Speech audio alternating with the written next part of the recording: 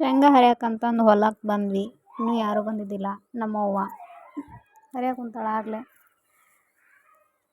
ಮತ್ತು ನಮ್ಮ ಚಿಕ್ಕಮ್ಮ, ನಾನು, ನಮ್ಮವ್ವ 3 ಜನ ಬಂದಿದ್ವಿ. ಬೇಗ ಬೇಗ ಹರಿದು ಬಿಸಿಲನ್ನು ತಲೆ ಎಲ್ಲ ಹರಿದು ಕಟ್ ಹೋಗಬೇಕು ಅಂತಂದು. ಇಲ್ಲಿ ಚೀಲ ಕಾಣ್ತಾವಲ್ರಿ, ಅಂಥದ್ದೆಲ್ಲ ಒಂದು ಚೀಲ ತುಂಬಿಸ್ಬೇಕು.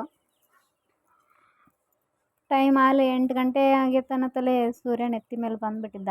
ಇನ್ನು ಬಿಸಿಲು ಅನ್ನತ್ತಲೇ ಬಡ ಬಡ ಹರಿದು ಹೋಗ್ಬೇಕಂತಂದು ಹರಿಯಕ್ಕೆ ಕುಂತ್ವಿ.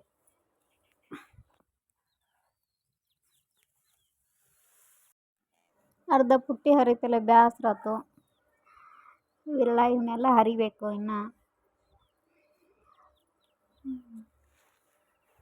ಈಗ ನಮ್ಮವ್ವ ಅಲ್ಲಿ ಕುಂತು ಹರಿಯಾಕ ಕುಂತಾಳ. ಆಕಿನ ಸುತ್ತ ಒಂದೆರಡು ಬೆಳ್ಳಕ್ಕೆ ಕುಂತಾವು.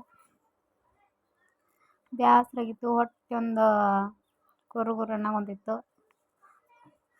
ಇವೆಲ್ಲ ಕಿತ್ತು ಹಾಕಿದ್ದು ಶೇಂಗಾ ಬಳ್ಳಿ. ಇವನಿನ್ನೂ ಹರಿಬೇಕು ಇವಾಗ.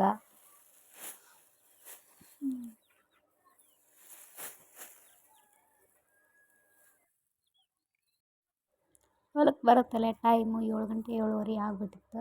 ಆದರೂ ಹರಿಯಾಕ ಕುಂತ್ವಿ. ಜಲ್ದಿ ಜಲ್ದಿ ಹರಿದು ಒಂದು ಚೀಲ ಹರಿದು ಹೋದ್ರಾತಂತಂದು. ಇದು ಬೆಳ್ಳಕ್ಕಿರಿ ಹುಳ ಪಳ ತಿನ್ಬೇಕಂತಂದು ಕುಂತಿರುತ್ತೆ. ಹಂಗೆ ಮನುಷ್ಯರು ಸುತ್ತ ಅಡ್ಡಾಡ್ತಿರ್ತಾವೆ. ಹೊಲಕ್ಕೆ ತುಂಬ ಹವ ಇದ್ದು ಅರ್ಧಕ್ಕರ್ಧ ಕಾಣ್ತಿರ್ಬೇಕು.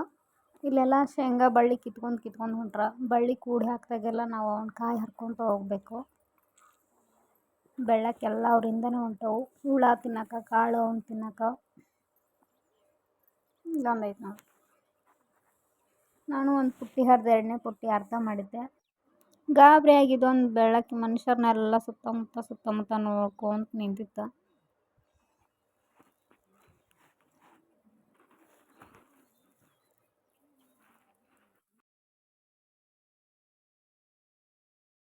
ಫೈನಲಿ ಎಲ್ಲ ಹೊಲ ಶೇಂಗಾ ಬಳ್ಳಿ ಕಿತ್ತಾಕಿದ್ರು. ನಾವು ಎಲ್ಲ ಹರಿದ್ವಿ.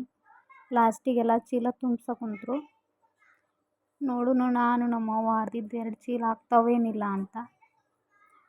ನಮ್ಮವ್ವ ಹಾಸ ಕುಂತಾಳ. ಚೀಲ ತುಂಬ್ಸೋಕೆಲ್ಲ ರೆಡಿ ಮಾಡಕೊಂತಾರ.